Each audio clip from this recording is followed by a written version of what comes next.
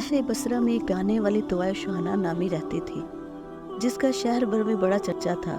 और वो बड़ी बदकार औरत थी। उमराव की हर महफिल में वो शरीक होती थी। एक दिन वो अपनी लोंडियों के हमरा कहीं जा रही थी कि रास्ते में एक मुकाम से उसे बहुत से लोग रोने की आवाज़ आई। सुहाना हैरान हुई और ये समझी शायद कोई मियत है।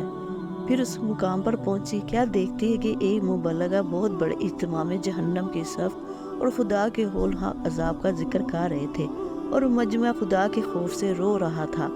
सुहाना पर भी इस बयान का असर हुआ और वो भी खुदा के खौफ से कांपने लगी और फिर कहने लगी, क्यों हुजूर, अगर मैं तौबा कर लूँ तो क्या खुदा मेरी तौबा कबूल कर लेगा और मेरे गुनाह माफ़ कर देगा?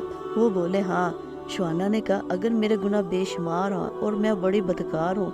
मुबल्लगा ने कहा, तुम हो, खुदा की कसम, अगर सुहाना भी तौबा करे तो खुदा उससे भी माफ़ कर देगा। सुहाना रोते हुए बोली, तो जनाब सुनिए, मैं ही बज़ात खुद सुहाना हूँ और आज सच्चे दिल से तौबा करती हूँ कि आंदा कभी कोई गुनाह नहीं करूँगी। इसके बाद घर लौटी और अपनी सब लोंडियाँ आज़ाद करके अपना सारा माल गुरबा में तकसीम कर दिया और ख़ुद इबादत में मशगूल हो गई और 40 साल तक ज़िंदा रही। सारे बसरा में आबदा जाहिदा के नाम से मशहूर हो गई।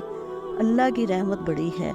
सच्चे दिल के साथ तौबा कर लेने से खुदा ताला बड़े बड़े गुनाह माफ़ कर देता है।